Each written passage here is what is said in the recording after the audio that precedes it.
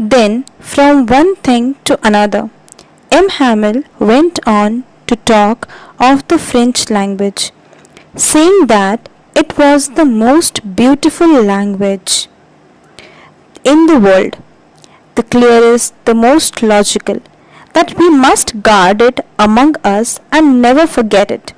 Because when a people are enslaved, as long as they hold fast to their language, it is as if they had the key to their prison. Then he opened a grammar and read us our lesson. I was amazed to see how well I understood it. All he said seemed so easy, so easy. I think, too, that I had never listened so carefully, and that he had never explained everything with so much patience.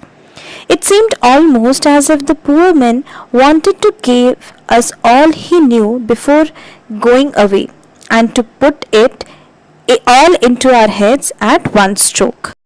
Now, M. Hamel started praising their mother tongue. Okay, and what was their mother tongue?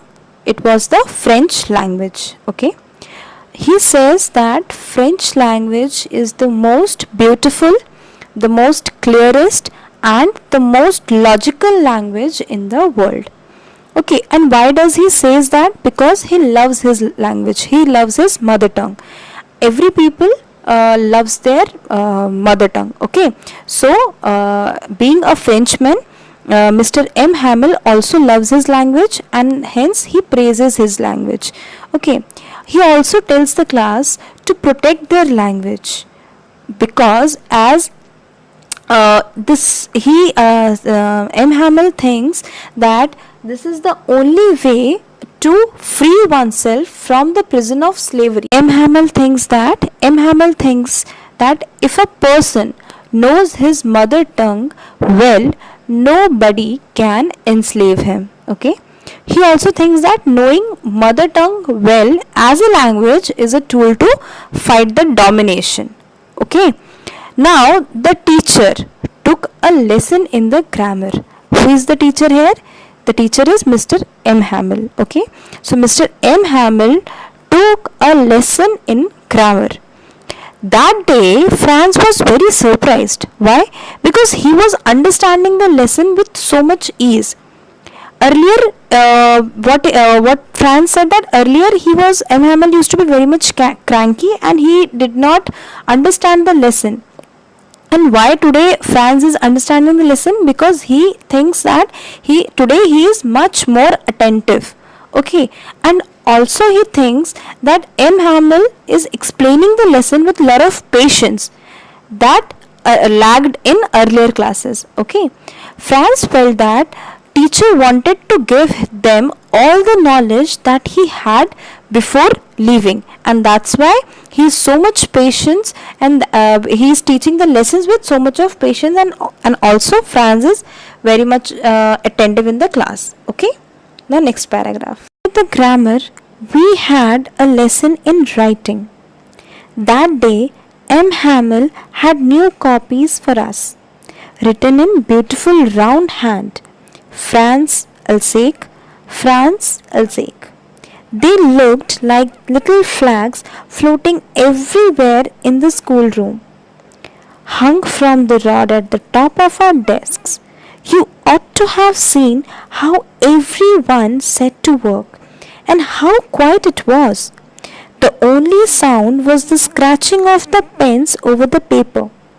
Once some beetles flew in, but nobody paid any attention to them, not even the littlest ones, who worked right on tracing their fish hooks, as if that was French too. On the roof, the pigeons cooed very low, and I thought to myself, will they make them sing in German, even the pigeons? Now, after the grammar classes, they had a lesson in writing. Okay. M. Hamel gave the class, the complete class, new notebooks with Franz Alsake written beautifully on the new notebooks. Okay. Now Franz felt that there was little air of patriotism in the class.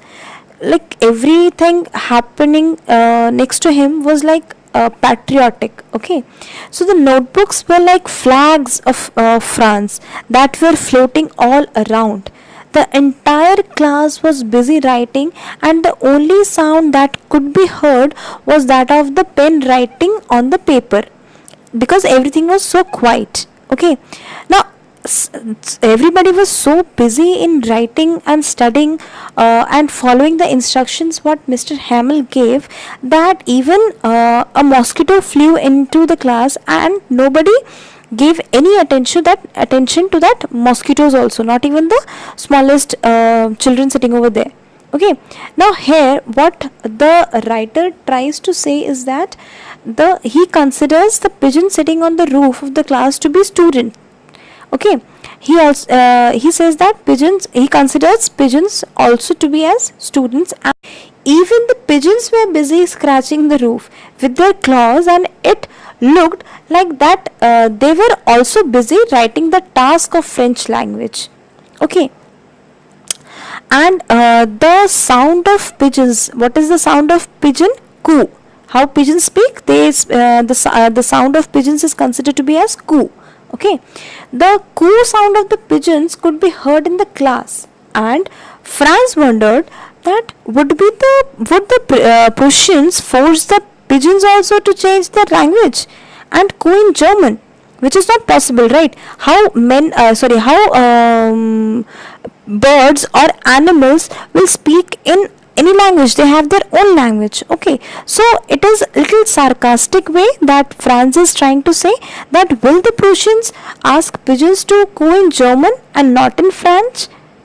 Okay, the writer here wants to say that the language comes naturally to any person. Okay, it cannot be forced upon anyone, and not also on pigeons or any other Frenchmen.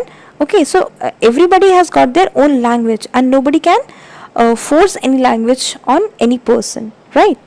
Now next, whenever I looked up from my writing, I saw M. Hamill sitting motionless in his chair and gazing first at one thing, then at another, as if he wanted to fix in his mind just how everything looked in that little schoolroom. Fancy, for 40 years he had been there in the same place, with his garden outside the window and his class in front of him. Just like that, only the desks and benches had been worn smooth. The walnut trees in the garden were taller, and the hope vine that he had planted himself twined about the windows to the roof. How it must have broken his heart to leave it all, poor man, to hear his sister moving about in the room above, packing their trunks, for they must leave the country. So now, what Franz did in between the writings, Franz looked at Mr. M. Hamill, okay, who was sitting at a corner, and he was staring at different things in the classroom one by one. Okay, and what Franz felt by looking at Mr. M. Hamill, that as if he wanted to memorize the appearance of everything before leaving the school. Okay, he wanted to keep all these things in his memories. He didn't want it to forget. Okay, now M. Hamill had been teaching at that same place for last 40 years, and the only change that took place were the desks in the class that worn out due to use of over the years, and there was a tree of walnut in the garden outside of the classroom, and that tree has grown taller. So these, and also there was a hoop vine, okay, on the outer wall of the school building, and that hoop vine had climbed up to the roof. So these were the few changes that had occurred amongst over the last 40 years. But still, M. Hamill was staring on all the things as if he wanted to keep all this thing in his memories. Now, Franz feels that the teacher must be heartbroken. Why heartbroken? Because he had been working there for last 40 years, and now that teacher has been sent away from a place where he had spent 40 years of his life, okay. And so that's why these are when you leave a place, okay, when you are working for 40 years, you have given like half of your life to that to your workplace, and all of a sudden you are asked to leave that place. You really feel bad that you don't want to leave that place, but you have to leave because these are the orders that have been given from your administrations, right? So so now M. Hamill could hear the noises of his sister packing and moving their luggages, okay. Because they also have to leave the school, because as already told, that because next day German teacher were going to come, and he could hear all these sounds of packing and moving of the luggages, because they were packing all these things just the upstairs of that room, okay. So making all these noises, like hearing all these noises, made him feel more bad, right? So next paragraph. But he had the courage to hear every lesson to the very last. After the writing, we had a lesson in history, and then the babies chanted their ba, be, be, bo, boo. Down there at the back of the room, old Hoser had put on his spectacles and, holding his primer in both hands, spelled the letters with them. You could see that he too was crying. His voice trembled with emotion, and it was so funny to hear him that we all wanted to laugh and cry. Ah, how well I remember it, that last lesson. Okay. But what Mr. M. Hamill was like, M. Hamill remained composed and calm, and heard all the lessons from everybody. Lessons from everybody. That is from the entire class. He had that much patience in him, right? After the writing task, they were given a lesson of history, okay, and after the lesson of history, they read the phonetics. They studied the phonetics, where they recited the sounds of alphabets, right? And on here, Franz referred to the class as babies, because although they were all grown up, they were reciting the lessons of phonetics, which is usually done by younger children, okay. And that's why he calls himself and his entire class to be as babies, okay. Also, he could see Mr. Hoser, who had put on his spectacles and was holding the primer in his both hands. He recited the letters with the class. He was crying. His voice trembled as he spoke, okay. And Franz had mixed feelings.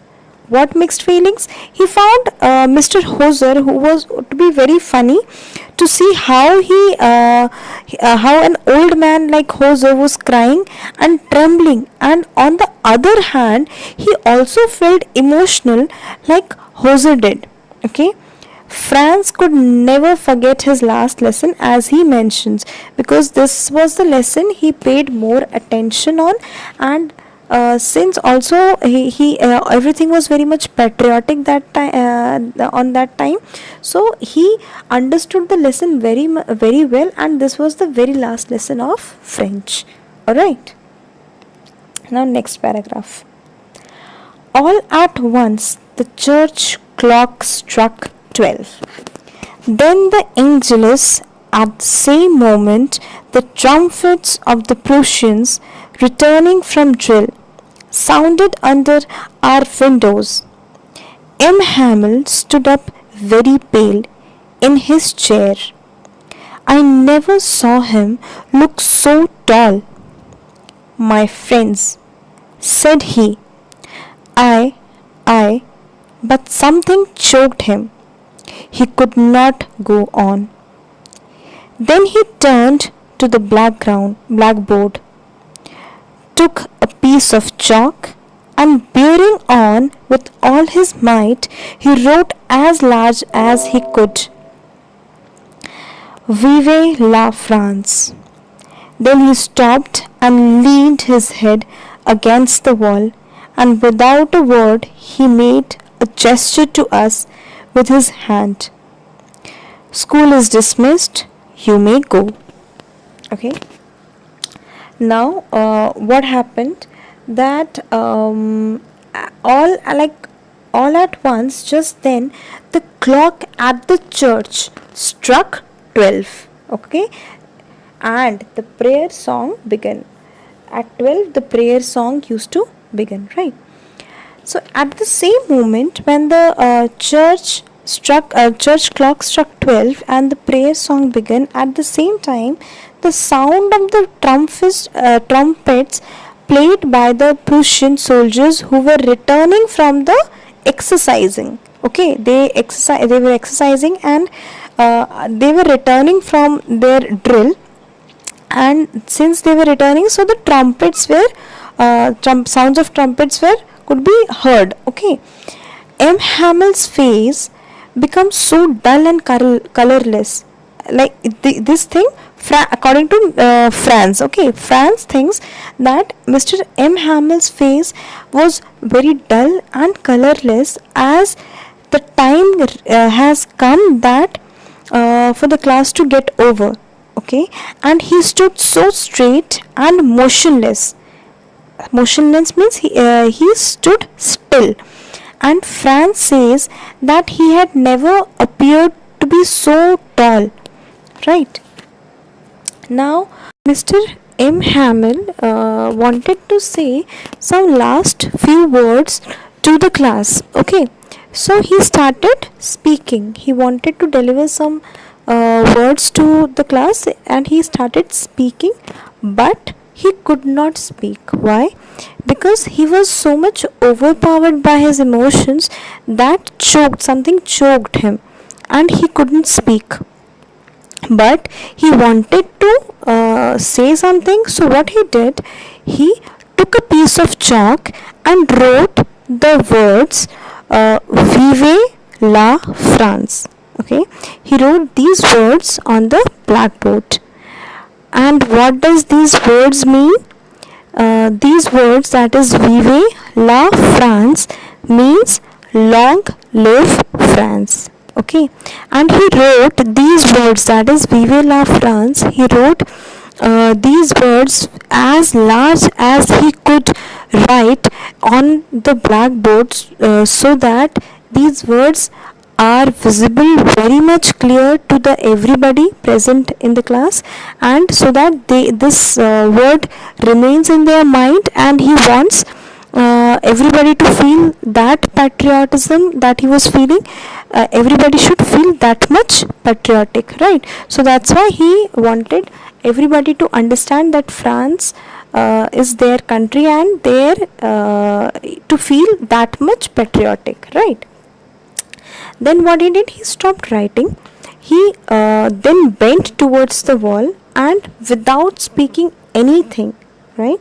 Without speaking anything, because he couldn't speak, because he was so much emotional. He couldn't speak, and without speaking anything, he did some hand gestures, or he did some actions which meant that the class is over and you can leave, right? So he said everybody that class is over and please leave by his actions. Okay, so students, with this we finish the first chapter of Flamingo of class 12th, and I hope that everything taught in this chapter is very much clear to you. And in case you find difficulty in understanding any of the paragraph or any of the line, please comment in the comment section below whatever your doubts are. Okay, we will try to clear out your doubts as soon as possible. Okay, so in case you have liked this video, do hit the like button and also subscribe to this channel. Okay.